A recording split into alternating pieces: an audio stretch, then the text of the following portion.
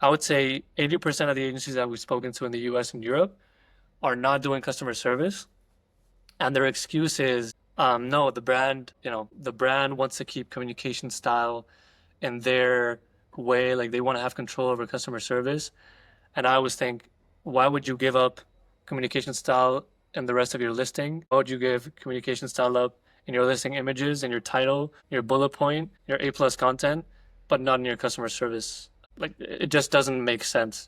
Welcome to Synapse Sessions, where we talk with experts who are changing the game in e-commerce. Today I'm joined by Alfonso Gutierrez, ex-Amazon product manager and founder of Sellervate, who reveals why most sellers are leaving money on the table by neglecting customer service as a ranking factor. He breaks down how reaching out to negative reviewers within the first 24 hours can remove 80% of product-related complaints without breaking TOS, shares the simple daily process that increases positive reviews by 20% and cuts negative review rates by 40%, and explains why even top agencies avoid customer service despite it being one of the most controllable levers for review management. If you're watching your star rating drop while competitors pull ahead, this conversation gives you the exact playbook to turn customer service into a competitive advantage.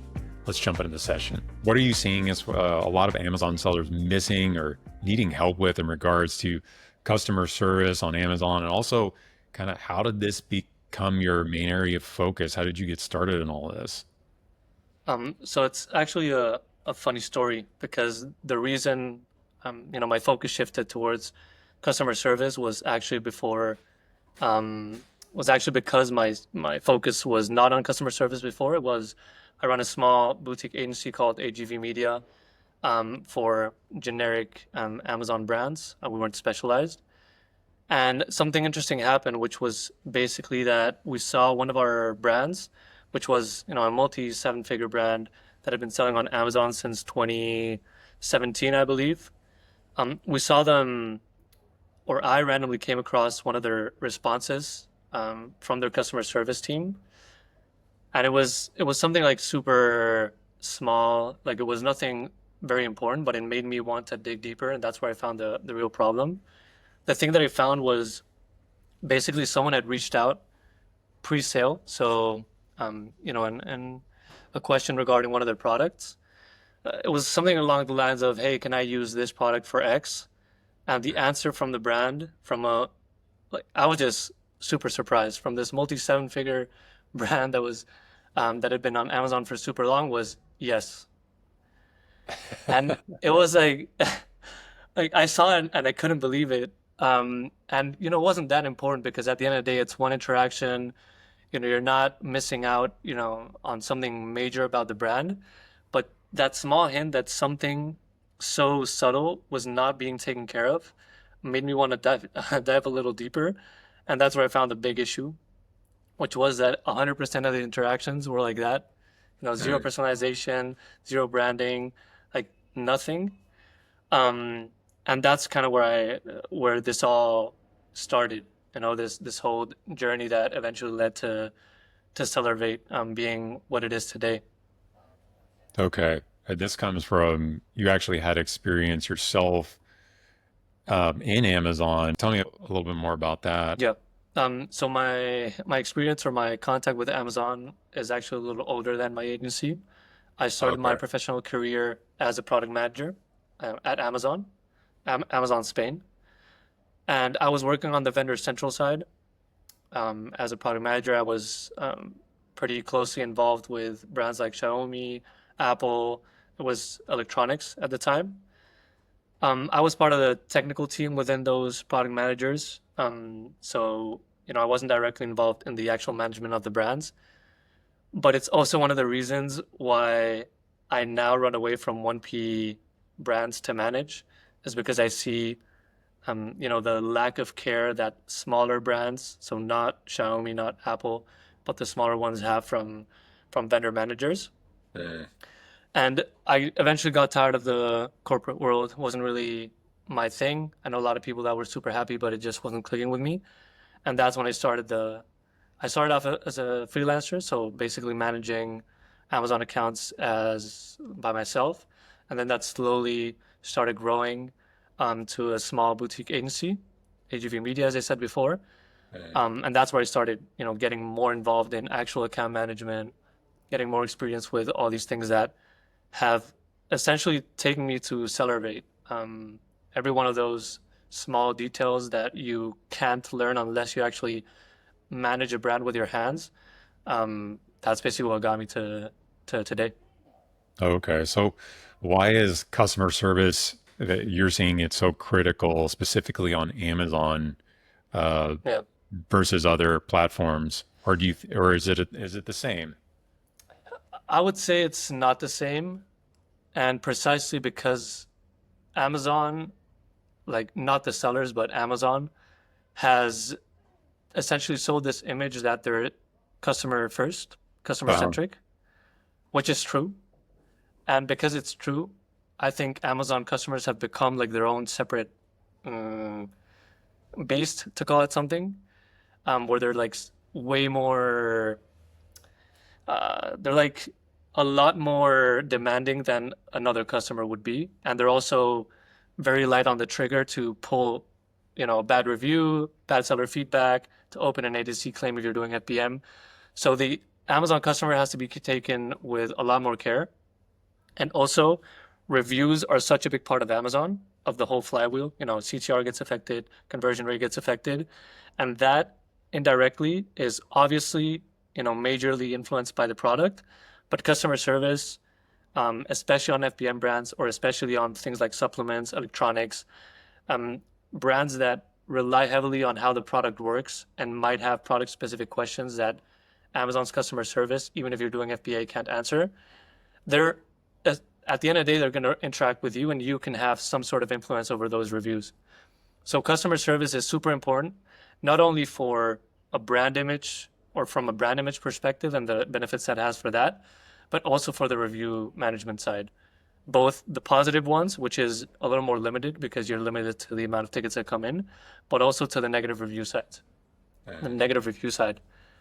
There's a lot of, or not a lot, there's two main tools that I know of or services that offer review removal for non TOS compliant reviews, which are Ecom Triage and TraceViews. But there's a big chunk of reviews. If you look at your listing, and I invite everyone to look at their listings today and try to pan out what percentage of your reviews are due to the product stopping to work, the product coming open, receiving the wrong product, stuff that could very easily be solved by customer service. Those reviews, apparently, and the more I speak with brands and agencies, not a lot of people know this, but those reviews can also be actioned and can be removed. And the only way to remove them are through excellent customer service and having a dedicated team that knows their objective is to get these reviews removed or edited. You can't. We might go deeper into how you can do it without breaking Amazon's TOS, but that's the reality. I would say 80% of the brands and even agencies are not reaching out to negative reviews and are not using customer service as basically a lever to get those reviews removed and also get more positive ones. So that's why it's so important. And for some reason, it's getting overlooked by most of the brands and agencies. yeah, I mean, I'm sure a ton of people right now are like, okay, how do I actually, or that are watching this is like, how do I actually do this? Like, what can I do? I have this one review that's hurting my listing. So what are some like practical or like start here, then here steps to try to get something removed like that? Yeah. So for those people that are wondering how to do it, they're not alone. Something funny is that Yeah. Stephen Pope actually commented on one of my LinkedIn posts saying that basically customer service wasn't a thing on Amazon and that it couldn't be actioned, which essentially means, okay, if someone like Stephen Pope doesn't know this, the likelihood of a lot of people not knowing this is pretty high. But the funniest part is it's directly on Seller Central. Right. You have basically a tool on Seller Central that allows you to reach out to negative reviews. And in my opinion, you should be doing that on a daily basis to try and action those negative reviews in less than 24 hours. And then once they actually respond, it's the complicated part about Amazon in regards to customer service is that it's super inefficient operationally, and that's also why a lot of agencies don't do it, and we can go into that in a second. But Amazon's platform is so bad at ticket management, meaning buyer seller messages, that you forget to follow up. You don't have, a proper CRM, or you have to build it apart. Like, it's such a big pain that no wonder no one is doing it, because it's that big of a pain, right? Like, the costs outweigh the cons outweigh the pros. So first step, start reaching to all negative reviews. Start treating every inbound ticket as an opportunity to provide excellent customer service and get a review, or get a positive review, or get a negative review edited. Which, there's one tactic that we've used that has been the most effective, that we've tried in the last 2 years, which is, again, no one is doing. And we could go into that a little deeper, but um, I might keep that one for the second part. Okay. Um, and the third thing is basically, just properly managing the tickets, not forgetting to follow up, which is also the reason why Sellervate as a software was created, and we'll go into that in a second. Because a lot of the times, reach out to negative reviews, they don't reply. You should be following up at least once. You're not allowed to spam the customer, because that's against TOS, but you can follow up at least once. And we have, on if you use Sellervate to reach out, you can automatically follow up on negative reviews to basically increase the likelihood of people responding. Okay. Yeah, it would definitely, I could see how it'd be beneficial to have some sort of help with that, some sort of automation in place to, especially if you have a lot of sales, a lot of products moving, a lot of reviews coming in. Yeah. Potentially, it's going to be hard to keep track of all that. But yeah, I mean, maybe if you are smaller, you could do it on your own. And if you do it on your own, you're saying you can just go in at least one time. So if you see, this shopper that just left a review, you can go to their profile in your in the customer service platform and the messaging platform, and you can send them a message there at least once. That's what you're saying. Yeah. Yeah, basically. And the thing with Seller Central is that you have a maximum of 30 days to reach out. Um, this is in Amazon's TOS as well, but 30 days from the order date, you can reach out to the customer proactively. So you have those 30 days to reach out to a negative review, which is why, you could theoretically reach out every 30 days, like once a month, you just kind of go through them all and reach out. But, there's a lot of studies out there that corroborate this, but the sooner, or the less time between a negative comment or a negative message and a response, like the shorter that time is, the higher the likelihood is of um, basically switching the flip, or flipping the switch Yeah. on the customer. So my opinion, every day, and if you can, multiple times a day, and it would be ideal. Okay. And I was also going to say, like, sometimes someone will shopper will leave a review, and it's about like maybe something about the shipping that's not really about the product. Does Amazon try to clean those up for you, or what can be done about those? Because it's like something that's not really a review about the product, and if they leave it there, it's super annoying, right? Yeah. So there's two ways to, or there's two types of reviews in this regard. One is if they leave seller feedback. One is if they leave product reviews. The one that's not allowed is leaving a product review related to shipping and not the Yeah. product, which is technically against Amazon TOS. We recommend reaching out anyways, because imagine they say, "Hey, I got this product opened," or the wrong product, I received the wrong product, like stuff like that. You still can solve it with customer service, but worst case scenario, you can always contact Ecom Triage or Traceviews, which they specialize in getting those reviews removed with Amazon themselves. The thing is, the percentage of success, if you compare a customer service ticket that gets a response versus one of their trying to get Amazon to remove it, the likelihood of getting it removed is way lower on the Amazon side, way higher on the customer service side. So even if you're doing something like, or if you're using something like Ecom Triage or Traceviews, I would still recommend reaching out to those. And just like sometimes, and this is something that I learned from, sorry, okay, Chris Voss. So I learned this from Chris Voss, which is a FBI or a former FBI hostage negotiator. But when you have someone that's hostile, just showing up as human and saying your name. So, hey, this is Alfonso. This is Nicholas. This is Chris. Just doing that already evokes empathy towards you. You know, in customer service, we always speak about having empathy towards a customer, but a super powerful tool is doing the opposite, evoking empathy towards yourself, because it's way easier to leave a bad review or to insult a company than it is to leave a bad review that could potentially harm a person or insult a person, right? So we've seen that even when reviews are basically just legitimate reviews that really don't have an actual way of solving them, just showing up as human, just putting your face, putting your name on the behind the brand, gets people to have empathy towards you and increases the likelihood of review editing. So even if the review you read it and you're like, there's no way I'm going to edit this, still reach out, still show up.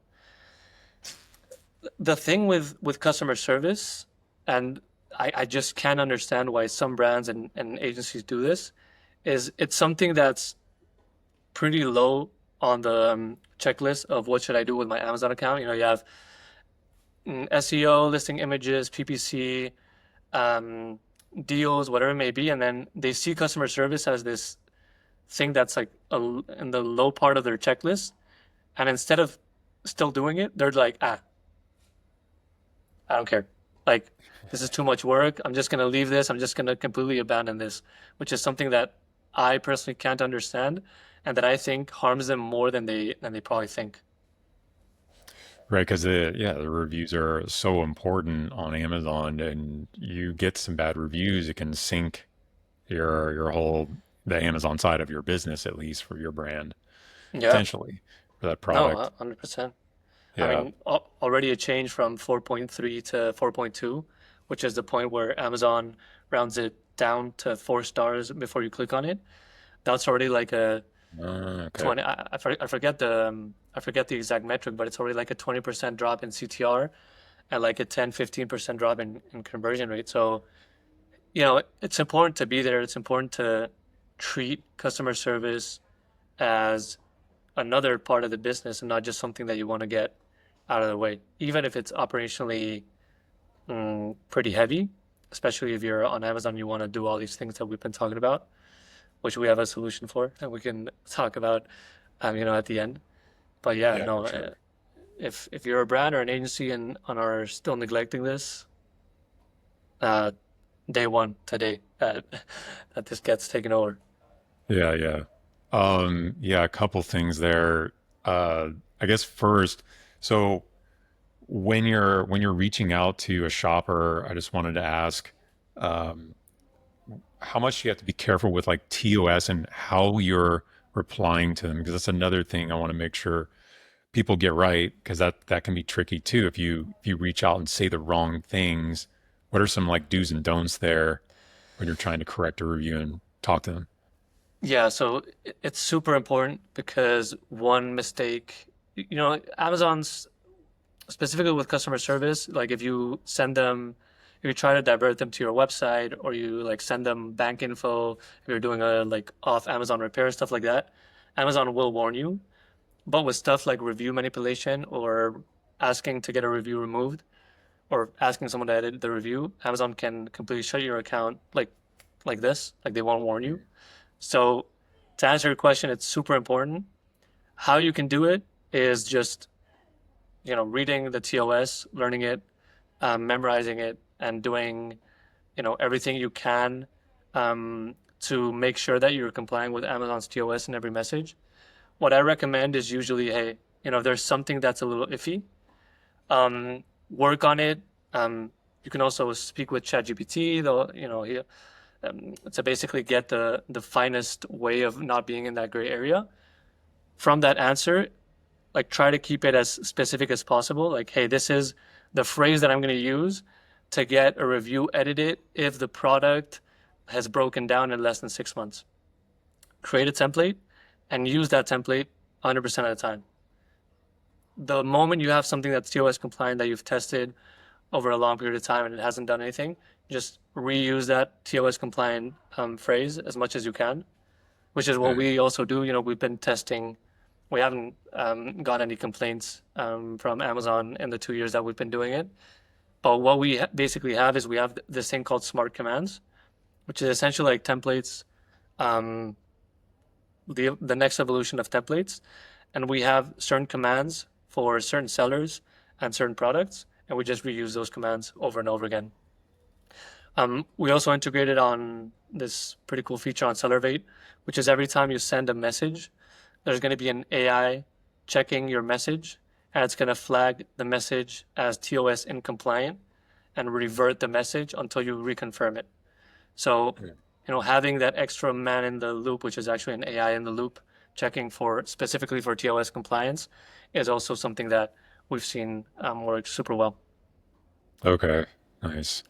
Yeah, I That's the could most see. important part. Yeah, ChatGPT can be really, or AI in general can be really helpful in this. I can see that, especially you train it correctly with Amazon TOS, etc. Exactly. Uh, but yeah, AI, that's a whole nother uh, road we can go down here. But um, I was just gonna say with that, one specific use case is like, say, the customer replied that, it's like broken or doesn't work or it's missing a piece or something like that, and you want to Mm. reach out to them. Like, is it okay to like, ask for their, uh, Shipping have address. them email you or anything like that in the message to them? So anything that's not necessary, you should avoid. So Okay. email, Amazon's gonna remove it anyways. The moment you enter or the customer sends an email or a link, Amazon's literally gonna remove it from the UI, so you're never gonna see it anyways. I would Okay. just avoid asking altogether. The only thing that you need for shipping is shipping address, full name. That's basically it. If you need the phone number because your carrier demands it, whatever it may be, it's we've seen that it's okay to ask. Like we've never gotten a complaint from Amazon when you ask for the phone. But first check Seller Central because depending on the customer, you might have their phone number in the order view. But if you can, just keep it to shipping address and full name. Okay. Yeah, you're just getting that info so you can get them a new one or whatever it is. That's it. Exactly. Okay. Or if you have it on the order details, then you don't even need that. Yeah. Yeah. Okay. Awesome.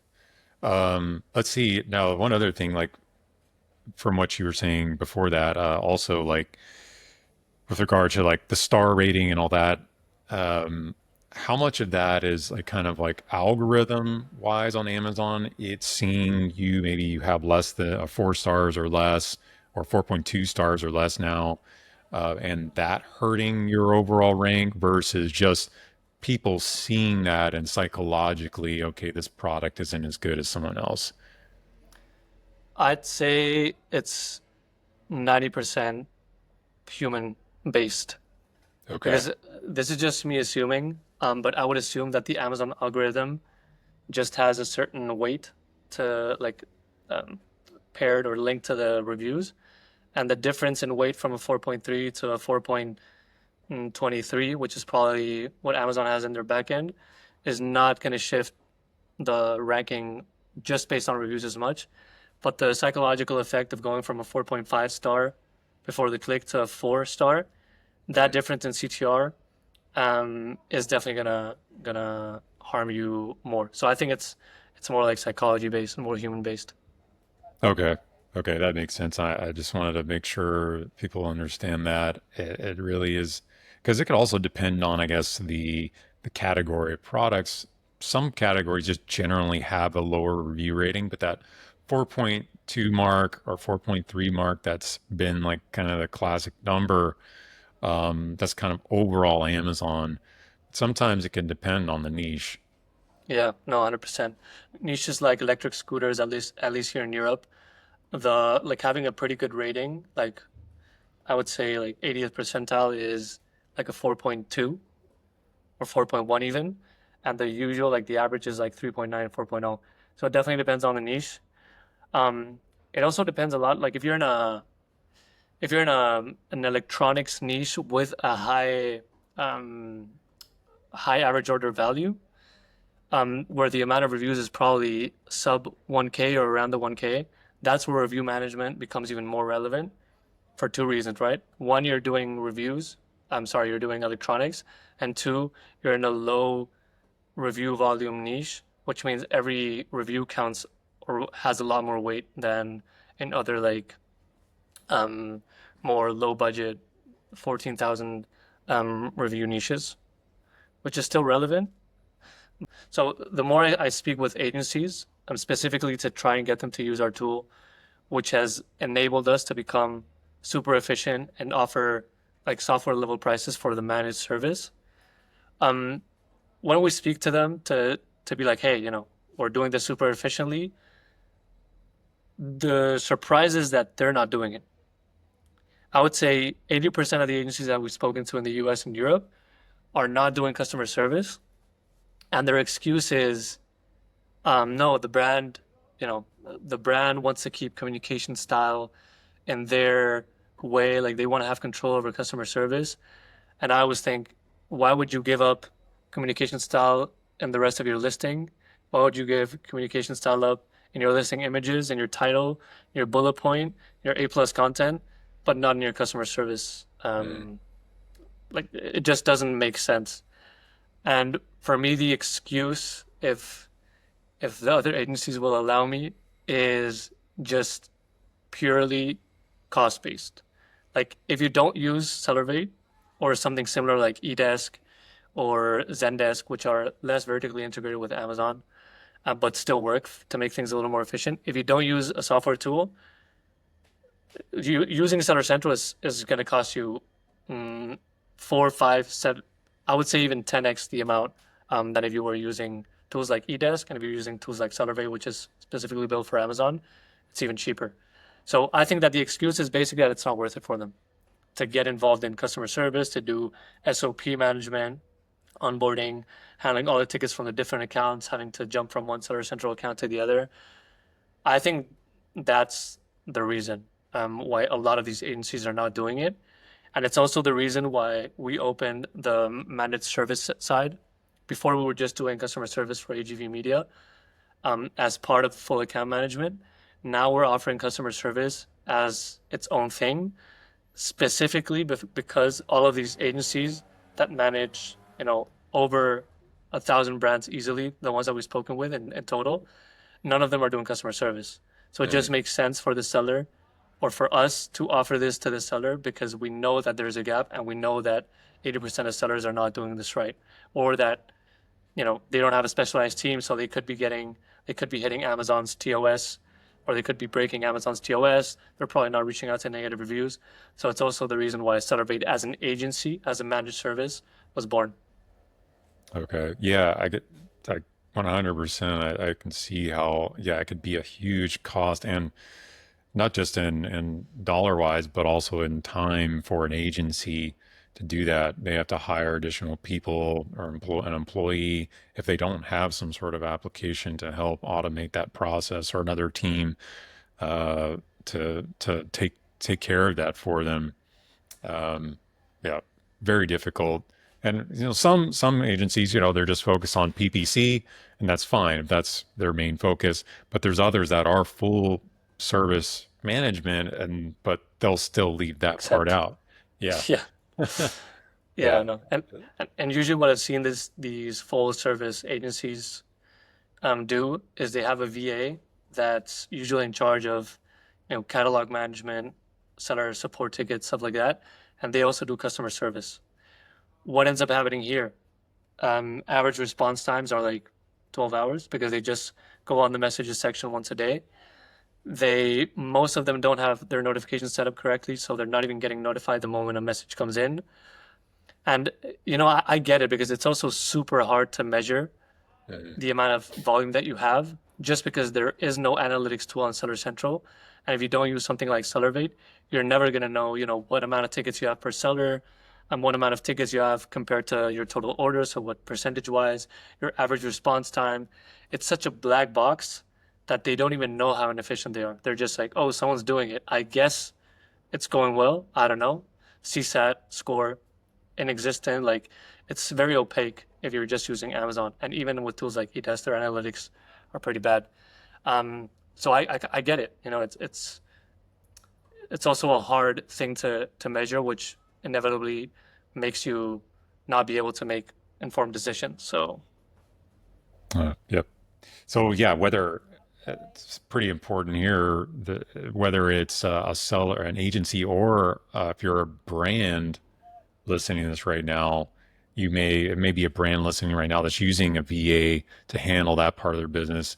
It's not a good idea in general. You need to have like someone who really understands not only your brand, but that, yeah, can be more on the ball in taking care of this customer service aspect of the business. yeah, 100%. And we even work with teams that have a customer service person or even a customer service team, and they basically reach out to us to manage specifically Amazon customer service. So it's not only about being a good customer service rep, which I know a lot of these brands do have very good customer service reps. It's about having someone that is super confident that they know what to do next with Amazon, right?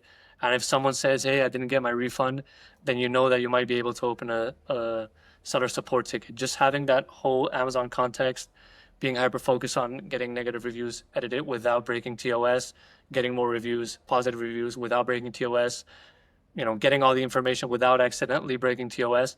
Like it's something that's so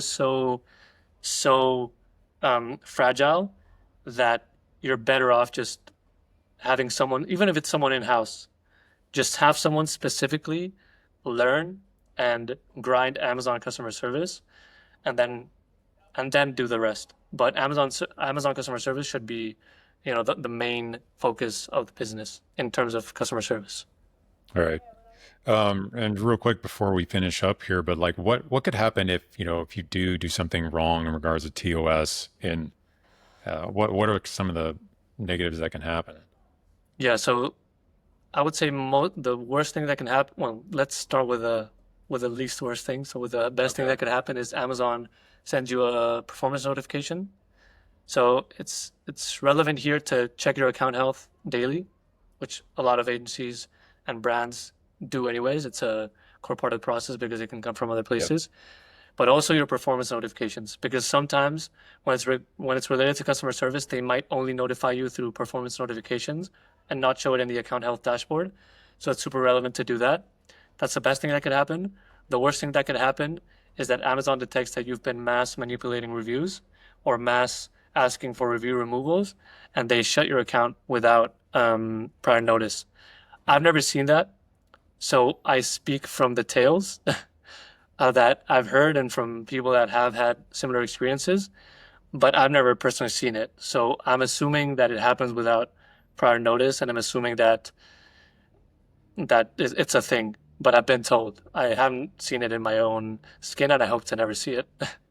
Yeah, there's probably somebody listening right now that's like, "Yep, that happened to me." Yeah, Yeah, that's please that. leave something in the comments. Let us know. Yeah. Um, but yeah. So where can people learn more about Sellervate and get in touch with you, learn more? Yeah. So, you know, anyone can reach out to my personal email or to my work email. It's alfonso@sellervate.com. By the way, Sellervate comes from seller and elevate. So Sellervate put together. You can check us out and Sellervate.com. That's for the software side. So if you're an agency looking to explore our software, that's where you would go. If you're a brand, you would scroll down to the part that says fully managed service. You would click on there and it would redirect you to sellervate.com/agency.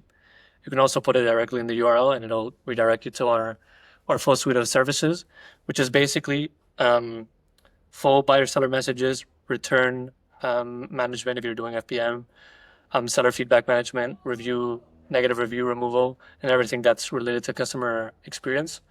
You know, obviously reporting. We use AI to get, you know, top recurring issues, and we report it to the account manager on a weekly or monthly basis, depending on what you need. So those would be the two places that you would go.